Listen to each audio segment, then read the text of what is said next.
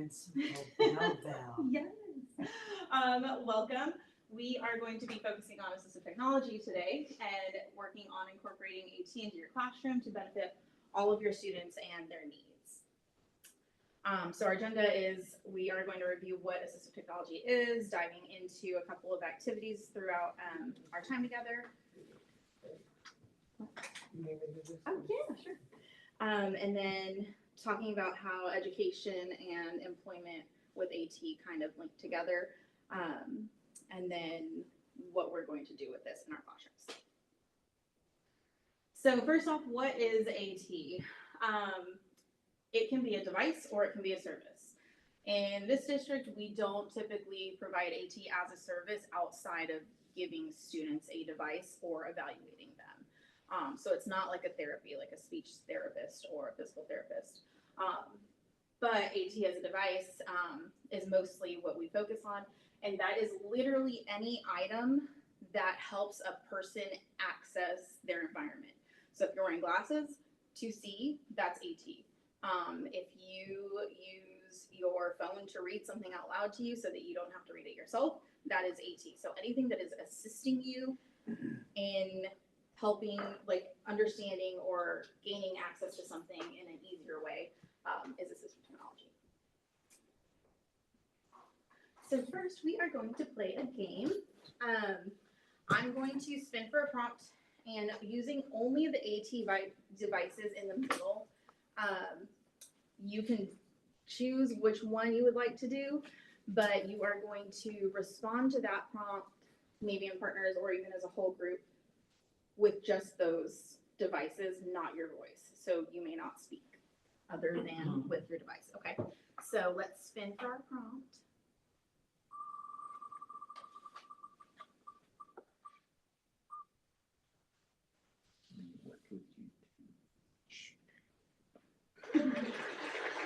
What would you do with $5 million? So using an AT device, anything on the table, pretend, remember. without your voice, tell somebody what you would do with $5 million.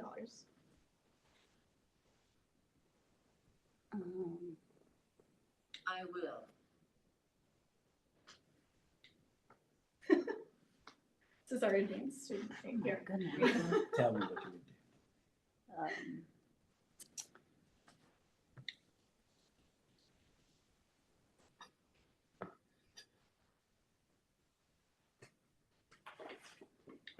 Oh, it's like super interactive. Tell. Wow.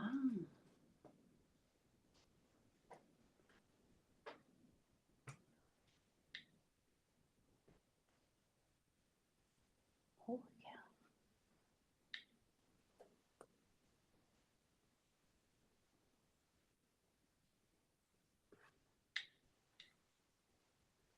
Oh, it says steel on here.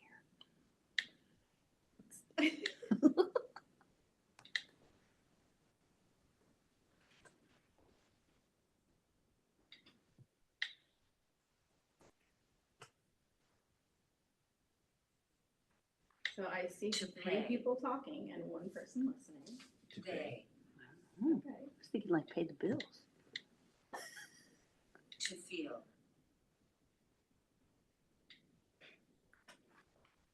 I will. Love. You would buy that? I would not. I will need help they to feel love. Pay. This. I will pay. Big. Pay bills. I'm gonna pay some bills. Pay off the house. But how do I say? Right. How do you say that? To live. To live. Pay. Yes. I will pay to live. That's a good one. I will pay to live. Here, you do it. That's hard. That's hard. Yeah. To say.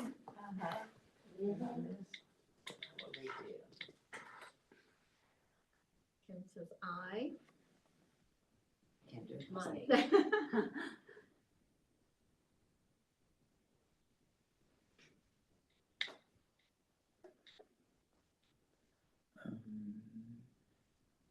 Stop.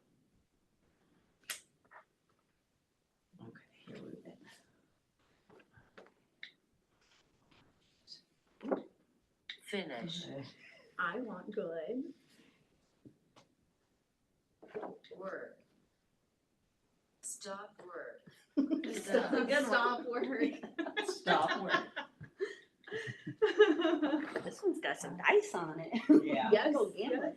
I want make good. Kim wants to make good. I love it.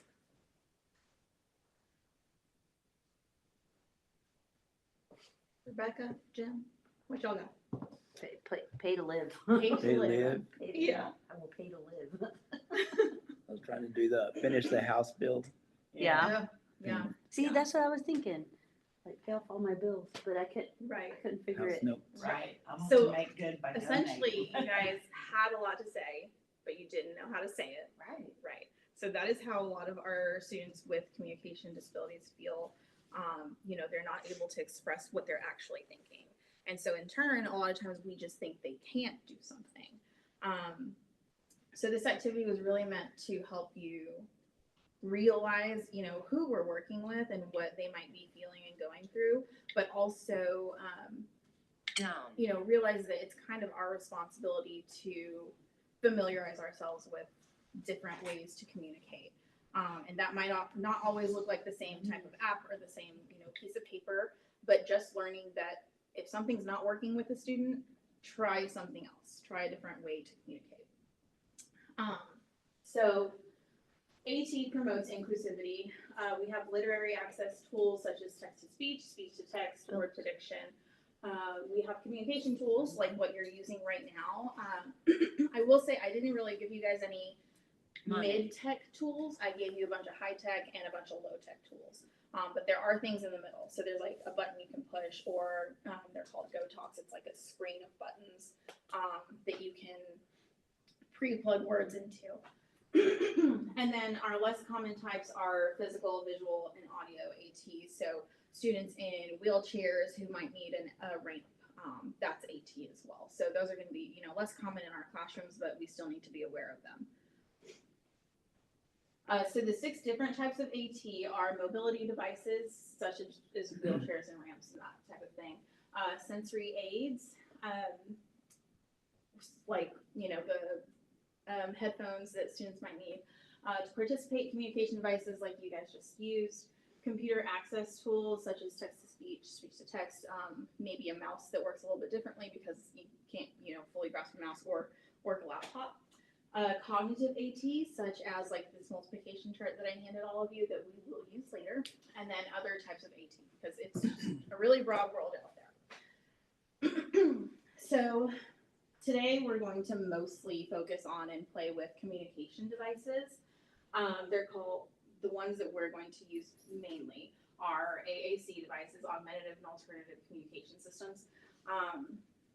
And it's probably the most common AT that we're going to start to see pop up in general education classes for students that have that need.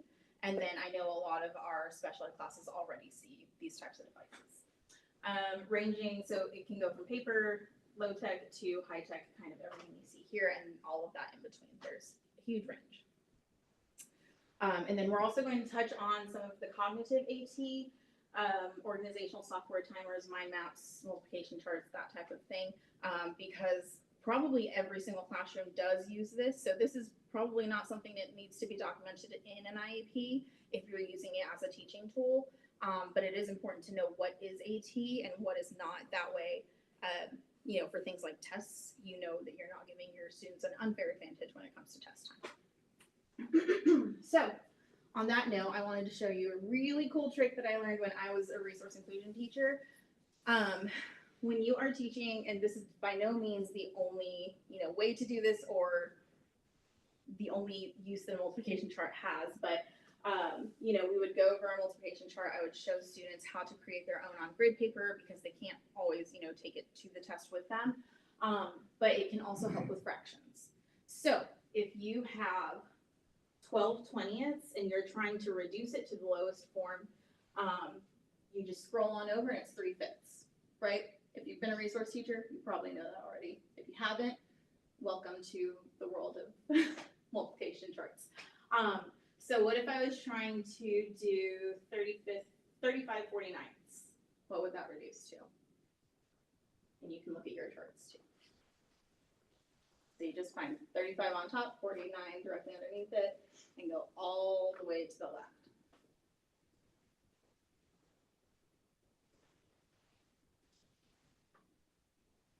7. 5 7. So 35, you go over. 49, you go over. 5 7. Mhm. Let's do another one. 30/40 seconds. 35. 40 seconds.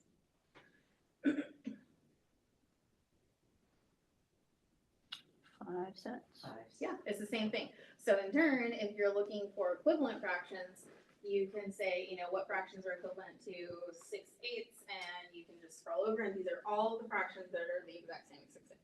So there's a lot of things that we can do with assistive technology that we already have in our classrooms, that we just aren't, you know, thinking outside of the box. So throughout this next year, I encourage you to find new ways to use some of the devices that you do have in your classroom, in order to kind of help students understand them better. And then, you know, potentially use it on a test, in a way that's going to make more sense and make them more successful.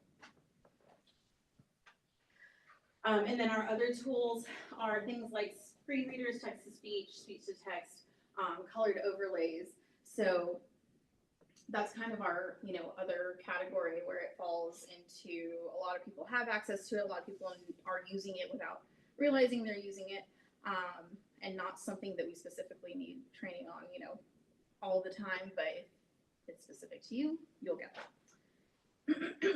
So the impact of AT on employment and education. In education, you know, we're providing them with an inclusive environment. We're helping them access their curriculum, their learning. They're achieving their goals with a lot more success. They are able to showcase their abilities. It empowers them, builds confidence, and levels the playing field. So it really helps them feel pride, and kind of ownership of what they do, because you're giving them that access. Whereas, you know, otherwise they might not, you know, like school. They might show behaviors because they're not able to get across what they want to. And then that kind of opens doors to employment opportunities for them. It provides them a range of opportunities. They will have the ability to, you know, type, operate hardware. When they're learning all of this in, you know, their 13 years of education, they can carry that over and get, you know, life skills jobs even. So participating in virtual meetings and providing inclusive workplaces, contributing, or contribution from all employees across the board, instead of somebody, you know, sitting quietly in the corner because they can't communicate. With 13 years of experience in a classroom that is going to say, yes, use this device, they're going to be more willing to come out in their employment and use that device. And then it just gives us a sense of self-fulfillment. So consider yourself or a close friend or relative, and just think about how AT might have affected your life, or, you know, somebody close to you. My personal examples are, my husband is legally blind. When he was 2 years old, they figured that out because he wouldn't stop running into things, and just was always bruised and banged up. CPS got involved. All of this, you know, happened, and eventually they were like, oh, he's just blind. He needs glasses. So he's worn glasses his whole life. He was a really cute, you know, goggles kid. And then my sister was born with bladder exstrophy, so her bladder was outside her body. They had to plug it back in and then give her a catheter to be able to urinate. So, you know, that catheter is her assistive technology. And then my own children, their communication, I feel like I've kind of been able to give them a leg up, because I know that, you know, right off the bat, they're not going to be able to verbally communicate to me, but if I continue to verbally communicate to them and take in their verbal cues, or nonverbal cues, and, you know, tell them I understand what you're saying, and then kind of reinforce it by saying it myself, you know, that's AT for them. Pointing and the gesturing and the going to the pantry and bringing me their snack, that's how they communicate. That is their AT. And then my driving, I'm not allowed to drive without my glasses. So if I don't have my glasses, I legally cannot drive. So that is my personal AT. Do you guys have any personal examples? Ooh, I do. Yeah. Okay, so my husband is extremely dyslexic, Uh-huh. and he, his family is very much into reading, and Right. he was never able to experience that because I mean, he can read. It just Right. takes him a long time. He struggles, Right. and he gets headaches from it. But whenever we first met and we started dating, I was listening to audiobooks because I was driving a lot going to college. Mm-hmm. And he was like, audiobooks? And so I took him to the library and he Yeah. was able to check out his own audiobooks. Right. And now we have an Audible subscription. And yes. we have like 500 books in the library. And Right. he can read more than he's ever been able to in his whole Yeah. life. Yeah. So, Well, and I assume too, even if he was reading a book that somebody else was reading out loud, like he would be able to follow along a lot easier and be able to process that information, Mhm. you know. Yeah. And so yeah, that's his AT. That's really cool. Yes. Awesome. Anybody else? Yeah, I Yeah. do. Yes. I don't have the example today because I didn't wear my hearing aids, but as I've gotten older, I've heard, my hearing's gone, and of course my wife would say that, I keep having to tell you stuff, or you keep asking me what, or you keep forgetting stuff. It's not that I'm forgetting or ignoring you, it's just that I wasn't hearing. Mhm. And anyways, I went and got my ears checked a couple of years ago, and they gave me some hearing aids, and it's made a world of difference. Wow. I should tell my own husband to go get checked for hearing. Awesome. Anybody else? Just of course my glasses. Yes. I realize now how much I need them. They're necessary for me to function. Yeah. Whereas growing up, I did not need them. Right. So right. it was a transition of the older I've gotten, they're definitely a necessity. Right. Well, and it kind of because when I first, got glasses, I was very back and forth about wearing them. I didn't wear them very often. I was not a contacts person. So, I was like, we're not even going to touch that. But as it's gone on, it's like, okay, now I can't do anything without my glasses. I have to remember to wear my glasses or else I just can't see now. So yeah, you have to build that habit and go through that weird transition before, and kind of accept it yourself. Right. I never could parallel park. I was one of those. Does kids your that car got have your- assistive technology on it and do it for you? So I was one of those kids that got your driver's license without having to take the driver's test because they had just passed that law that if you took driver's ed, you didn't have to do the driving test. I did too. So I didn't learn how to parallel park till I became an adult, and now I have that little thing on there, and I'm like, yes! It just does it. And then my car is small, and it has a short turning thing, so that helps too. Yeah. I love that. Oh my goodness. All right. So next we are going to play Mad Libs. So that piece of paper I told you not to turn over. Okay, move right here. It's okay. So go through and fill in just one or two of those, but only use one of the devices. It can be a paper device. It can be the iPad device, up to you, but only using the words on one of those devices. Fill in one or two of those Mad Libs. Not a whole lot of words on this one. Yeah.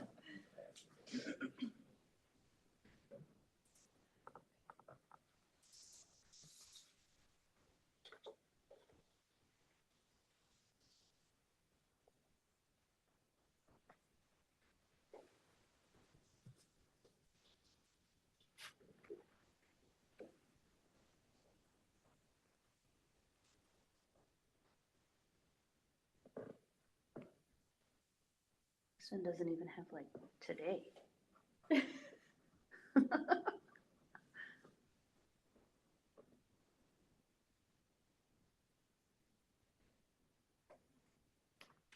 one got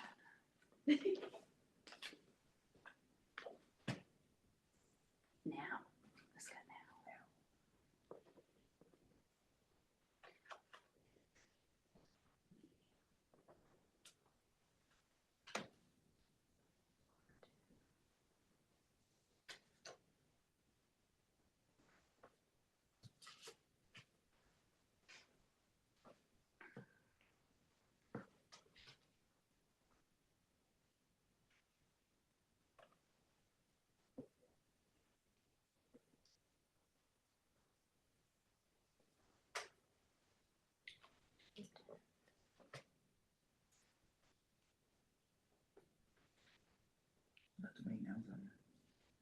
Uh-uh.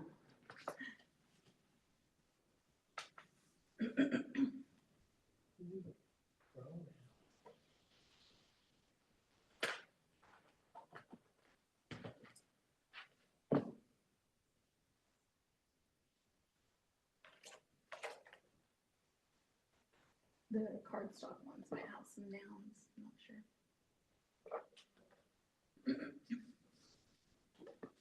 So, They're different. That three in a stack of the cardstock, they're all different, yeah.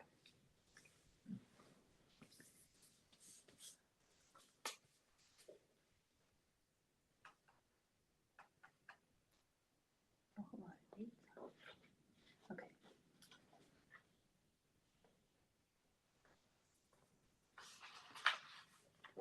A name.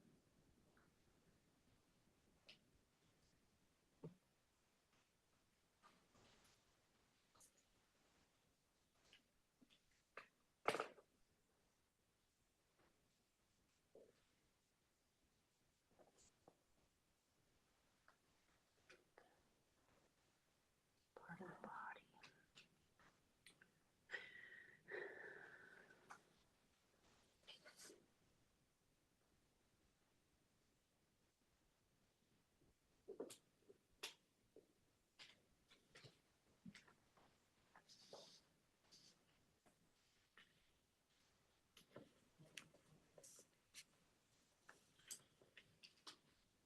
Most of you completed one.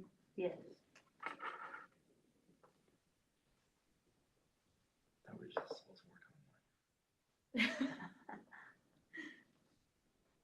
There's no parts of the body on here.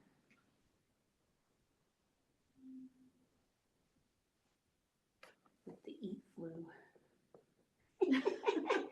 Mad Libs, isn't it? It is. A type of fluid. Mhm.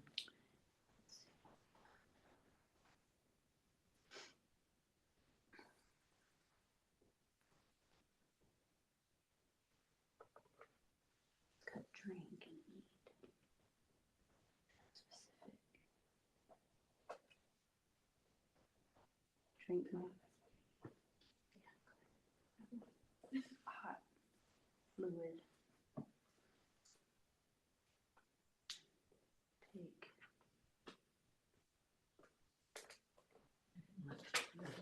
Mm-hmm. Okay, so keep working if you're working. If you are done and would like to share, please do so. Mhm. Just the one? Yeah, just one is fine.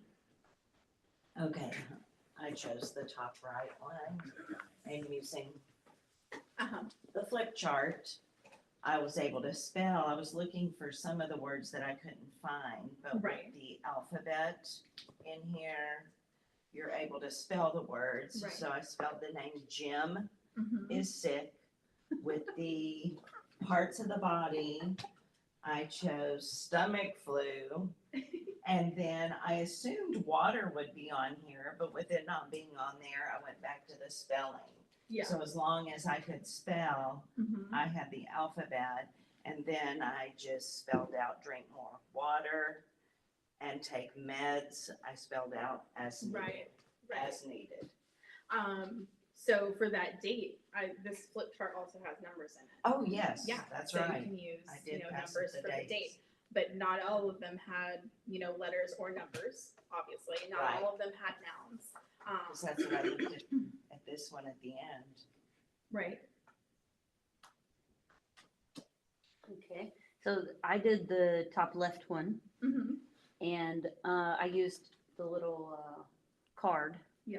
Okay, and then I put, for the date I put now because that's on here, Oh, man. and then please excuse me because Uh-huh. the name would, the only one would be me. Right. Okay, who is far too cold Yes. Yes. to attend some class. I love that. That worked out. That was good. That's kind of exactly what I was looking for, is using the alternative. You can't write your name, so you just say me, or you can't write the date, so you say a different type of time. Anybody else?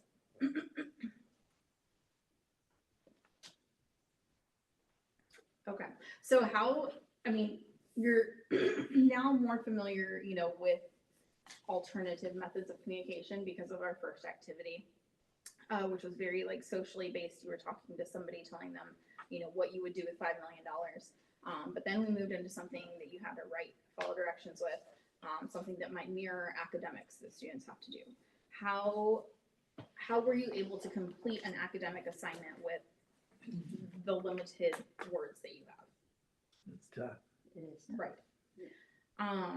So I mean, you know, our kids who are dyslexic, our kids who are not great spellers, our kids who Right. don't have that communication, our kids who might need transcription services because they can't write. You know, these are all things that we need to consider for them is how can we help them access their academics and just really level the playing field for them. Right, because they're working extra hard. Right, right. It's on you. It's even harder. And a lot of times I've heard actually that is why students who struggle in grade school do a lot better in college because they're used to that struggle.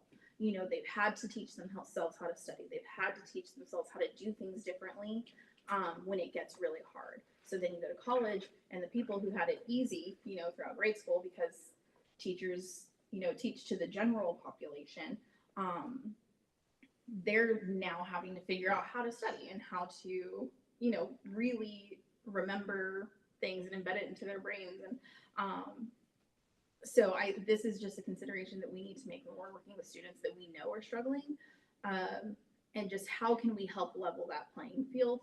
And if that's something that you are struggling to come up with and you don't really know how to make that happen, that's when you can call in, you know, a specialist in that field. You can call me in, I can help you, you know, plan through these lessons to help them have that same access so that they're not struggling quite as much. Because you know if your kids have that information, you know what they know, but if they can't put it on paper, then their grades are going to look less, they're not going to reflect the student. So I hope that's what that, you know, this activity kind of brought out. So as far as using 18 in the classroom, like I was discussing, what are different ways that you think you could use 18 in the classroom going forward? Or encourage the use of it even?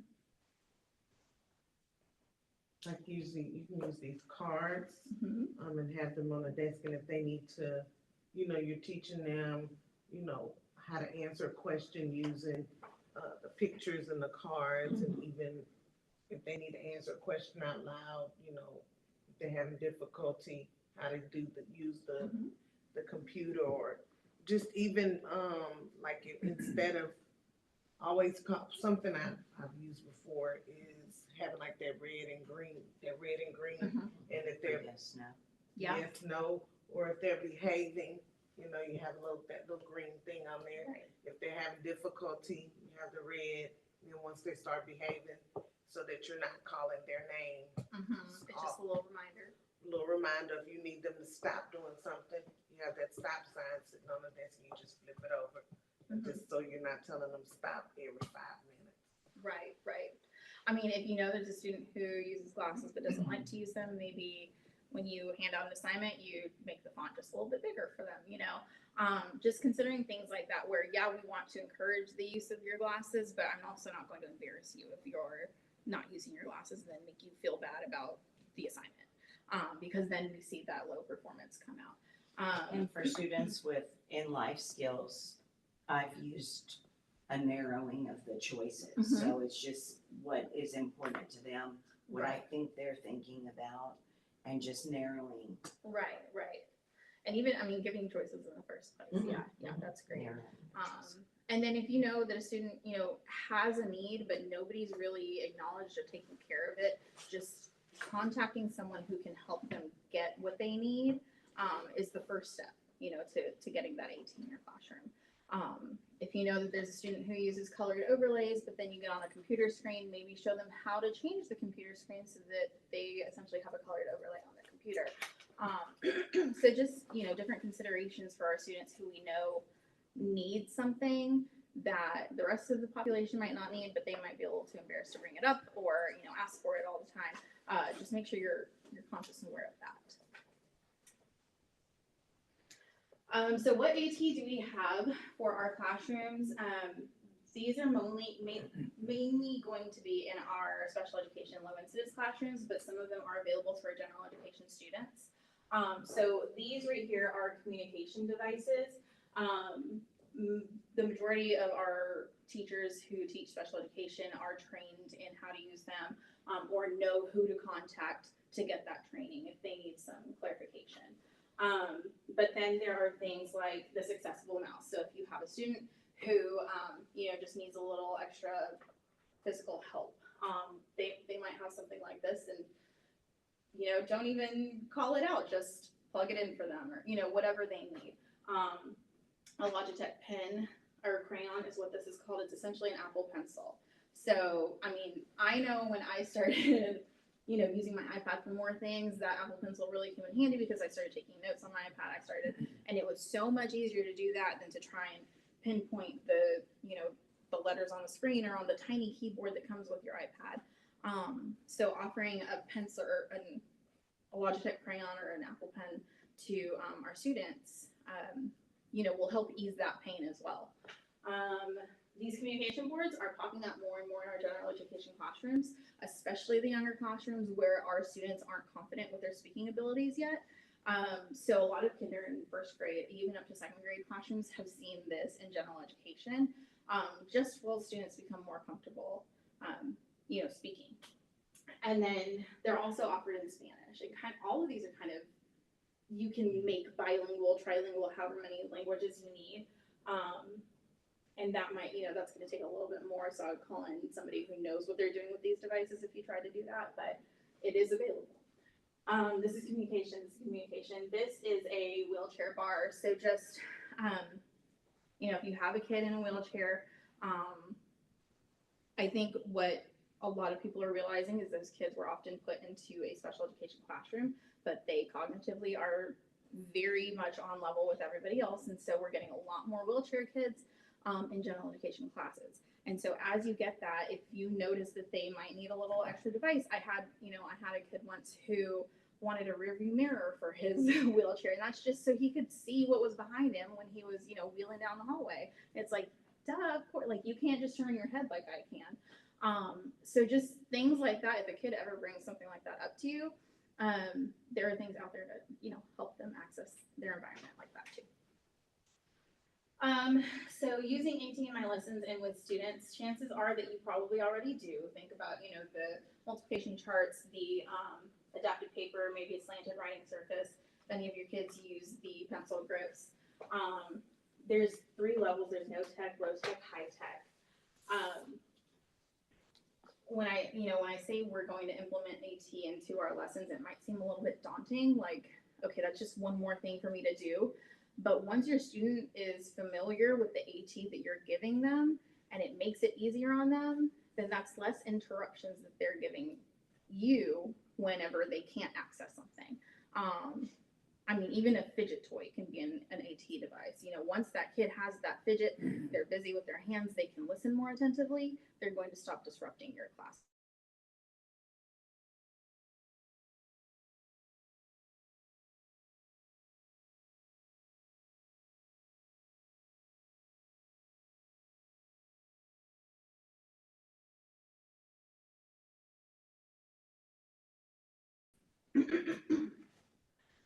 So in my personal classroom, I taught resource inclusion, and then both low incidence disability classrooms that we have in this district. I taught both types of those classrooms, and then I co-taught as well with a 4th grade math teacher for a year. So we had math charts hung around the room for quick reference. We showed them how to use all of the things on the multiplication charts. So we really just use the charts to our advantage, and we have them as a constant reminder. And what we tell our kids is when the test comes and we have to cover all that up, you can still see it in your mind because it's been hanging there all year. It might be a blank piece of paper you're looking at, but you know what that looks like because it's been there all year. So make sure you use it as we go. Building PowerPoints for each lesson that followed the same format, and included visuals that mirrored AAC devices. So those cardstock papers, yeah, I would make, when we would start a new lesson or read a new book, I would make a page that was kind of dedicated to the subject matter of that book, so that if they had something to communicate to me, but they couldn't verbalize it, they could still pinpoint, a character in that book or a setting that we were talking about. And then setting up games using devices like, spinners, to use as a rotation, kept kids attentive, and it helped build their independence because it was just a simple thing that they could do by themselves, that made them feel like, they were doing something to help them feel proud.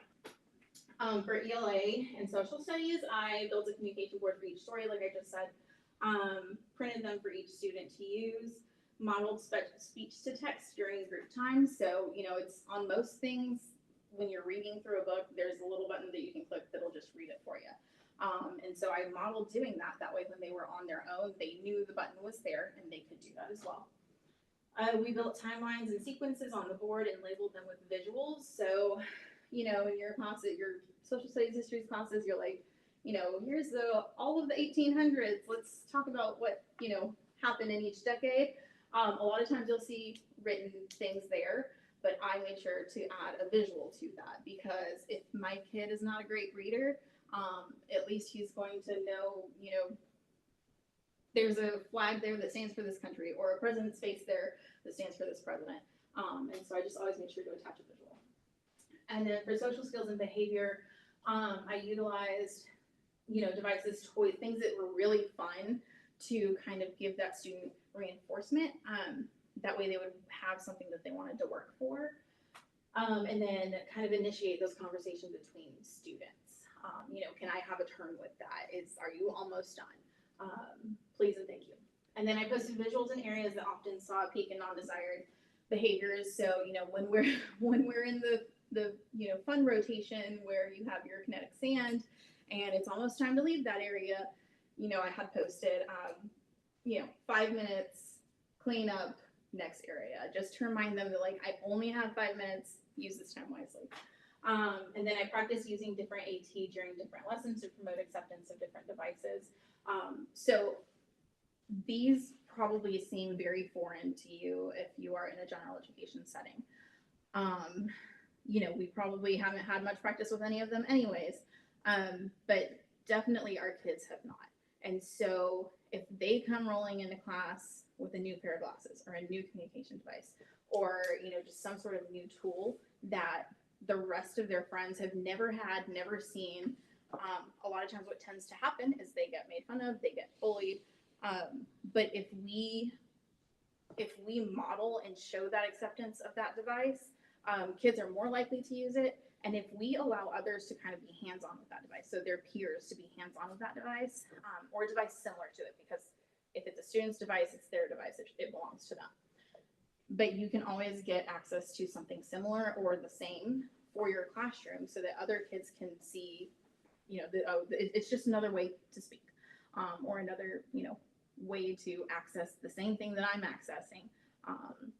And it's really not that big of a deal. So that has been shown to promote acceptance of that. Okay, so the benefits of AT are, student confidence and self-advocacy. I know a lot of the parents that I've worked with in the past are just like, they come home from school and they have a new bruise and they just can't tell me what happened. They can't tell me if they ran into the table or if somebody pinched them. And as a parent myself, like, I totally understand that. I want, if something's happening, I want my kid to be able to tell me about it, positive or negative. You got a smiley face today. That's so great. But if you can't tell me that, I don't know what you're talking, I don't know what you're talking about. It's going to discourage you from trying to communicate to me. Reinforcing and supporting learning and therapy, so our speech therapist, our physical therapist, different therapies that they might get, it's going to reinforce that with them and make the most of their time with the therapist. It'll increase independence, ownership, and dignity, and it'll be something that they can just carry throughout their lives, and then provides access to better quality of life. Self-explanatory. So before we leave, I would like for you to plan one lesson that incorporates any of the AT we've covered today. So anything we have in front of us or anything you've heard me talk about. If you are not a classroom staff member, how can you use AT in your job as far as meetings with staff members, parents, working with students? So your activity would be to plan one way that you'll use AT to make your job obligations more inclusive and accessible. And then I would like, one or two of you to share with the whole group, but definitely with each other, and then just leave your plan with me as your exit ticket when you leave, because then, throughout the year when I'm doing walkthroughs, I'm going to take that plan with me and just see if it's going well, if it's not going well, and how I can help you better implement that, if you might need more support, or if you might be excelling at it, then I might ask you to, speak about it at our next meeting. So your last activity today is to do this plan, and then you will be done with me. Any questions?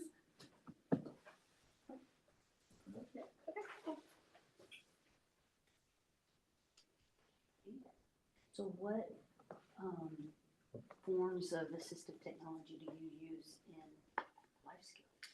I use the flip chart. You This like that one one? is more involved. I also have a Go Talk that we use in the classroom as well.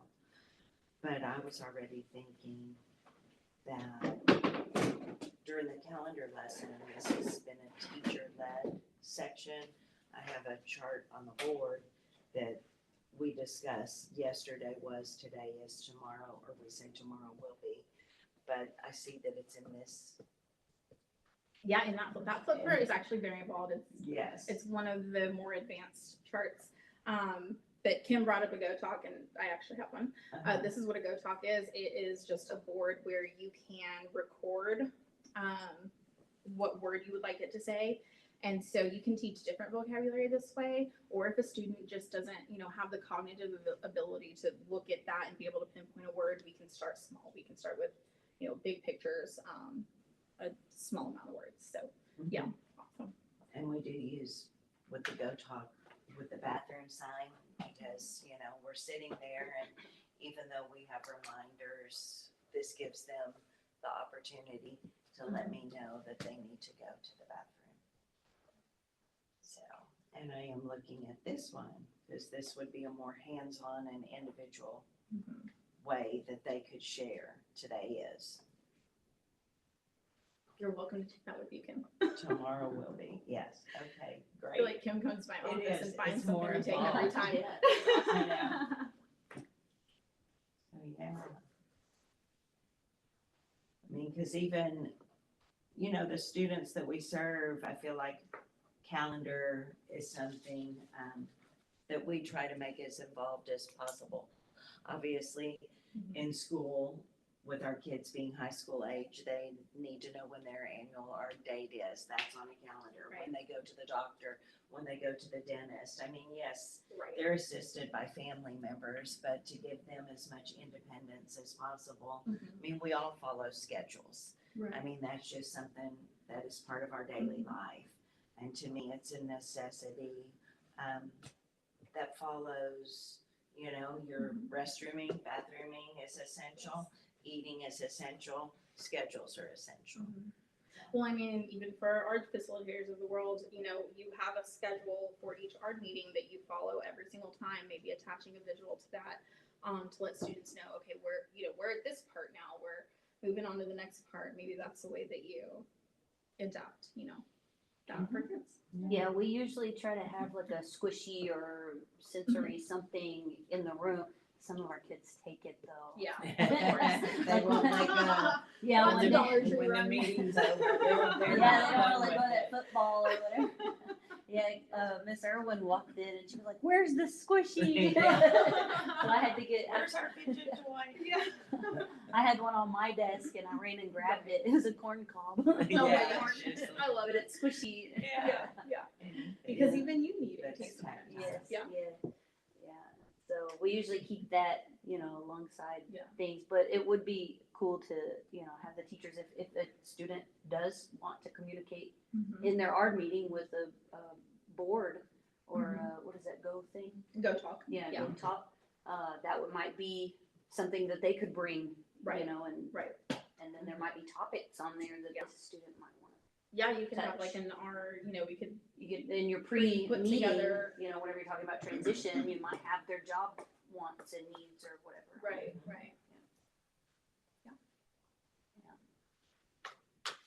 I just put this on the table.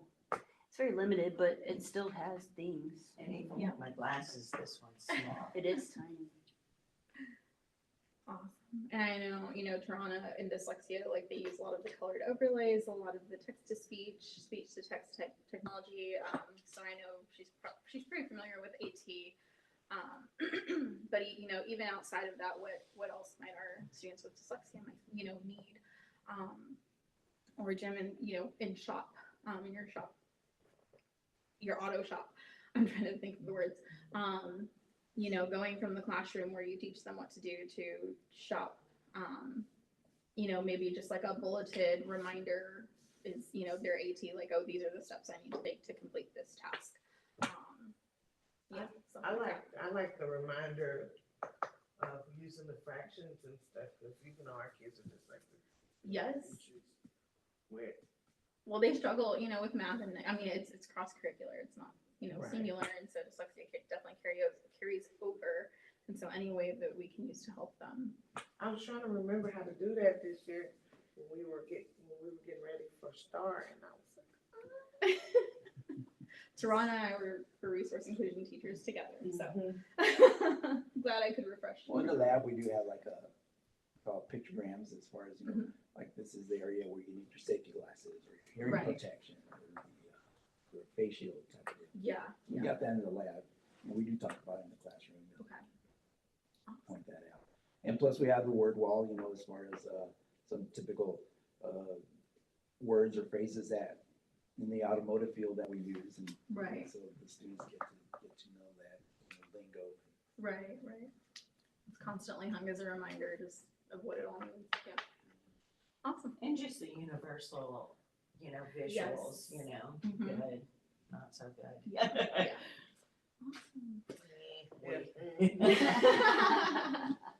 Well, good. Okay. I feel like we all just plan together.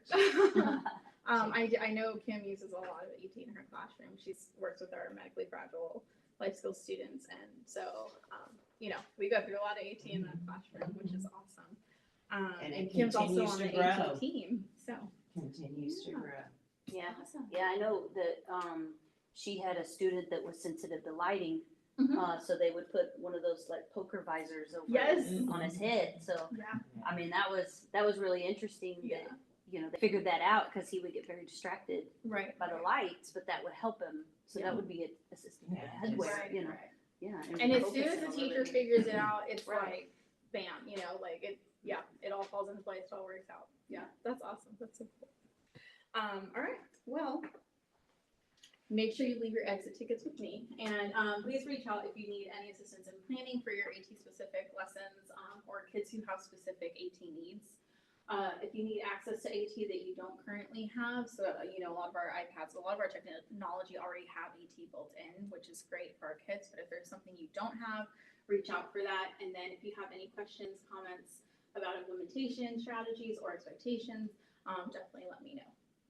All right, thank you. Thank All right, you. thank you. Yes. That